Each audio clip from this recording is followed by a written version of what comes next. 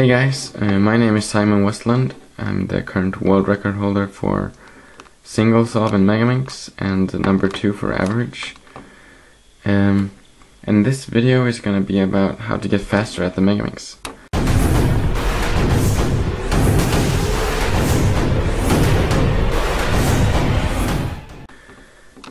So Megaminx is quite a standard cubing event. It's a 12-sided Rubik's Cube kind of, and yeah, you just start your timer, solve it, and stop your timer as fast as you can. And the methods for solving the Megaminx, there are like 2 methods that I know of that are mainly used, and for both the methods it includes to solve a star on one side and then fill in the F12 pieces on around the star, and then from there's one method that I use, and there's one method that Untitled uses. I'm going to start to explain the method that I use. So after the F12, I go to the purple side and I solve these 2 star pieces on the purple side and fill in the F12 pieces around. Then I turn the cube to the right, do the same here for the yellow side, fill in this one and these 2 F12 pieces, turn it to the right again, do the same for the blue one, and turn it to the right again, and do the same for the red one and this one, and then I do the last layer. Untitled, after the F12, he solves a block here for every side with these 3 pieces, and which leaves him with 5 F12 pairs before the last layers, which he solves, and then solves the last layer. I'm not really sure what's faster. You can decide for yourself. I think it's a preference thing. I like my method better, he likes his method better, and I've tried his and haven't been faster at it or felt comfortable with it, so I just keep on doing my method. Oh yeah, and the last layer, you can do it in a few different ways. This is a list of how I learned it. The first thing I did was to learn edge orientation, then edge permutation, then corner permutation, then corner orientation. And this doesn't require a lot of algorithms, so it's kind of a beginner's method. It's not really fast either. And then I went on to doing the edge orientation first, and then after that doing the corner orientation, and then edge permutation and corner permutation. And that's a few more algorithms, but a lot faster, and that's just you can get really far with that method.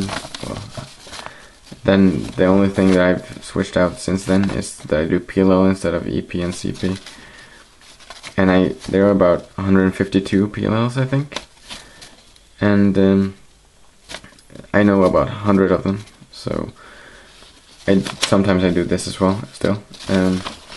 But yeah, there are a lot of PLLs that are really difficult to recognize, so I haven't really learned those. I've learned the ones that benefit me the most, which are the ones that have a few blocks that you can recognize. So yeah, that's how I would recommend you do it, in this order. There are probably, most likely, some other methods that are good or that are used out there in the world, but this is the way I did it, and I think it worked out fine for me, and it wasn't that hard to go from each step to the next. So yeah, and also kind of a tip that you can when you're getting a little bit faster is using edge control, just like on 3x3.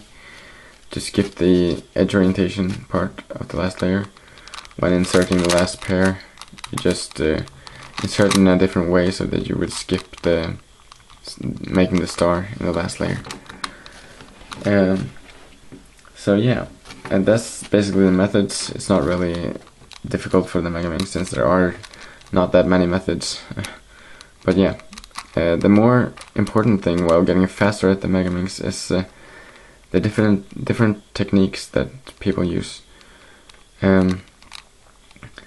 the two most important things, well, they're kind of one thing, but yeah, is to look ahead and to track pieces, because there are so many different F12 pairs to solve, and so many different pieces to solve, and so many different pieces to look for. So look ahead is really key for solving the Megaminx fast. For example, tracking pieces is a thing that I think I do quite well. For example, when I'm solving the F12, and say I gotta solve this pair first, the green-purple pair, and I'm tracking this piece while I'm solving it, and solving it here. And now, as I did that, I was tracking these two pieces, and I know I can solve that over there. And now when I'm done with those pieces, and I don't really see anything here, I know where I had the other pairs. I remember that this piece was here, and this piece I tracked to here. So I can just solve those right away, and now I track that piece over there. And so you can kind of just always keep on turning, because you know where the next piece is. And yeah, that's really helped me getting faster. Just trying to remember where the pieces are, not just looking ahead for them, just remember where you turn the piece. So if it's in the back, you might not have to remember that it's exactly there, but if you know that it's on this side, you can always move there, and quickly you know it's there, you just see it and you solve it. So yeah, tracking pieces, looking ahead, really good to practice that. And yeah, another thing that I think is really important when you're solving the Megaminx fast is to always know exactly how to go about solving a pair. For example, say I would solve this F12 pair here, down here. I put this star piece there, and I've done this so many times, I don't have to think about how I want to solve that. I just know how to solve it, and how I feel comfortable with solving it. And there are so many different ways to solve an F12 pair on the Megaminx, so you just, if you just have to stop every time you're solving an F12 pair to think about how to solve it, that's gonna take a lot of time in the end. So I think that you earn a lot of time by just knowing exactly how to solve a pair, obviously, but just being absolutely sure, so you don't have to look at the pair while you're solving it. You can look for other pieces, and that's really important, I think. And you just have to practice it and solve a lot to get used to it. And yeah, and also block building can be nice sometimes. It's quite easy on the Megaminx most of the time. So yeah, instead of solving this and then solving these two, you can just block build, and that's a really easy case though, but yeah, that kind of thing. And also solving F12 pairs from different angles. Let me see if I can get a good example of this. If I just scramble it up a bit. Solving them from different angles, what I mean with that is, for example, if you have this pair, the yellow and purple, it's going to be here. Instead of moving it there, and inserting it, you could do it from this angle, like that. So just experimenting with how to solve F12 pairs from different angles can be really helpful when you're doing so many F12 pairs. So yeah, and that's also a thing that you have to practice. You just, after many solves, you just know and you feel comfortable with how you do it, and you just get used to the Megaminx and how it turns. So yeah, and efficiency is also key to solving the Megaminx fast, because if you're doing a lot of moves for every F12 pair that you don't have to, that's gonna add up to a lot of moves in the end. So if you solve F12 pairs efficiently, you're gonna save a lot of moves, since there are so many F12 pairs, so many pieces to solve. And yeah, so efficiency, work on that. And what I've found is a really good tip. Well, what's really working for me, that's kind of my mindset while I'm solving, is to never stop turning, which seems kind of obvious for some reason. Obviously, never stopping turning would be faster, but I mean, if you don't see anything right after you solve the pair, say I'll solve this and I don't see what I'm supposed to do, just keep on turning, and yeah, instead of stopping and looking around the Megaminx, because I feel if I do that, I lose my tempo in the solve. I always try to keep a high tempo, so I just keep that speed up the whole time. And when I stop turning for a few seconds just to look, or for just 1 second or a half a second just to look for a piece, that tempo and that momentum just breaks. And yeah, just if I keep on turning and at the same time as I'm looking for pieces, I think the tempo and the momentum in the solve just carries on a lot better.